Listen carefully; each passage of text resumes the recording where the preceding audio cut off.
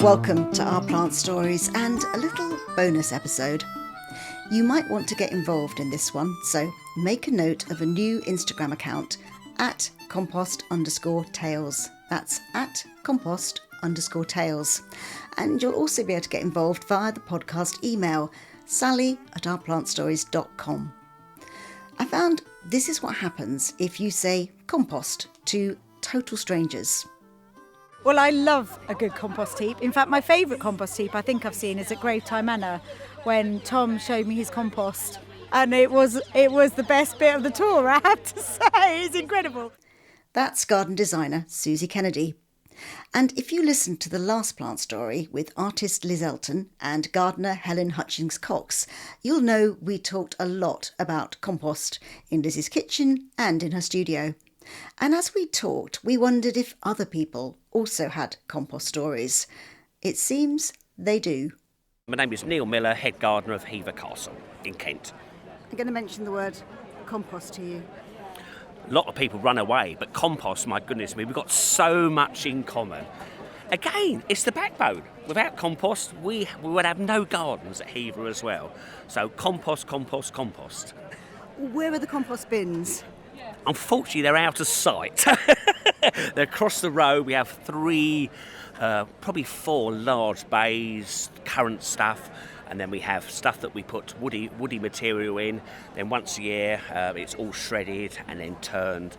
And all the invasive weeds we leave out. We just kind of, What would your advice be to anybody who's starting on a compost journey? Yeah, you can start really. You don't think, oh my goodness me, I've got to take half my garden for a compost heap. I think you just start small and you'll be surprised. A lot of people now put all their household, food waste out for the council, but why give it to them?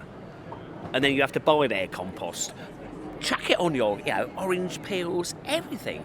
And just got to be a bit careful with invasive weeds, but annual weeds, and you'll be surprised in the season. And it is the best ever. And you'll find your compost never smells. Non-smelling compost is the best. If it smells, it's not working quite right. It's got to be nice and fresh. If I haven't sold that to you now, and you don't want to go and buy it at the garden centres at all. And Mother Nature, she is amazing. She will just do it all for you. I'm Simone Day. I'm the head gardener at Bruntwood in Coniston, the Lake District. My name's Diane Nichols. I am Simone's deputy at Bruntwood in Coniston, Lake District. Can I say the word compost to you both? Where does that leave you thinking? Wow. Memories of a winter 2 years ago when we suddenly decided we needed well-rotted manure and cow manure, and it was so difficult to try and find a source for this because we don't have cows ourselves on the estate. But we have a great farmer, Lowbank Farm, a mile up the road, and we rang him up and he said, "Yep, I'll supply it for you. Come down now." So we all went down, didn't we, Diane? Mm-hmm. In the tractor, hitched up a rickety old trailer and trundled along to the farm and shoveled it into the back of the trailer and then shoveled it back off again at the other end. And it was nice and solid. So Quite happy with that. So we thought. And then the third load, we sent Freddie down. And we didn't go down because by this time we were kind of managing the space where it was going to go. And it was pouring with rain, as it usually is in Coniston in winter, and it was freezing.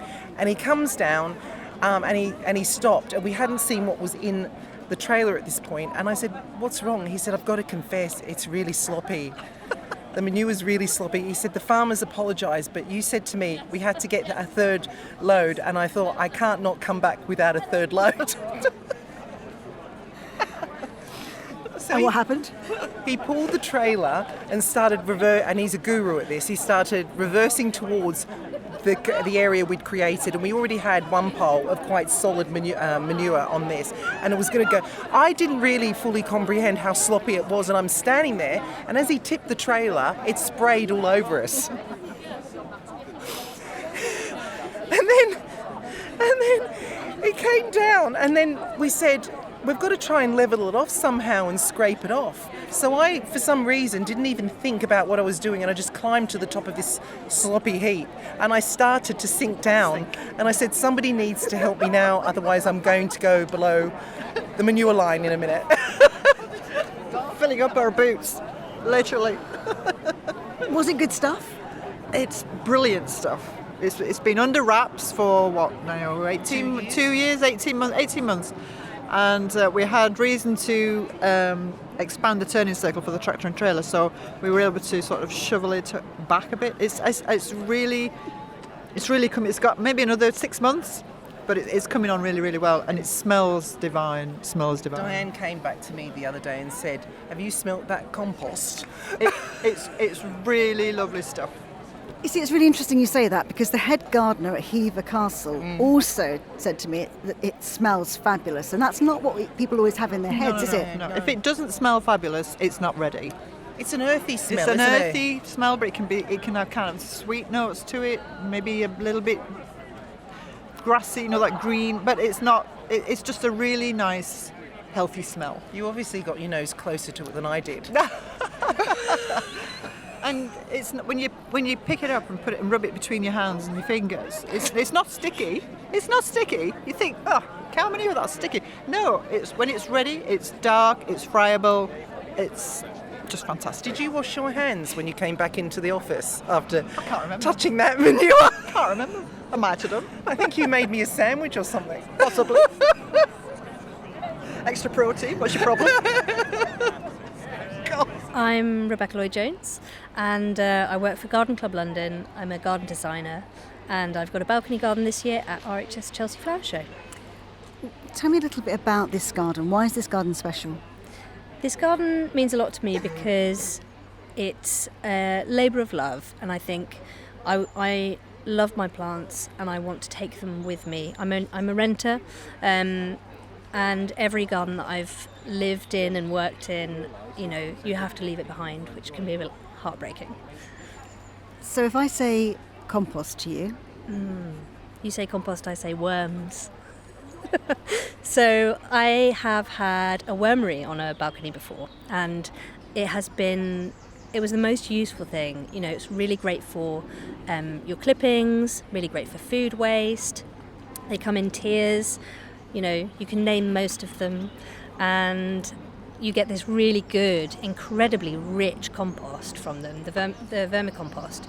And also there's a sump in the bottom that you can collect the sort of worm tea, a very strong fertiliser. You've got to dilute it, but it was just perfect, being able to look after these worms. And they do like to escape. You have to be careful with the worms.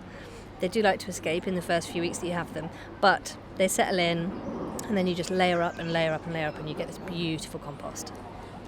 Did you just say you could name them? Yeah. I mean, there's about 10 million of them. And when the worms arrive, you get about 10 million little tiger worms and brandling worms, and you can name them. I know I've spoken to head gardeners who have serious composting kind of setups. But I love the fact that you don't have to have a big setup. No.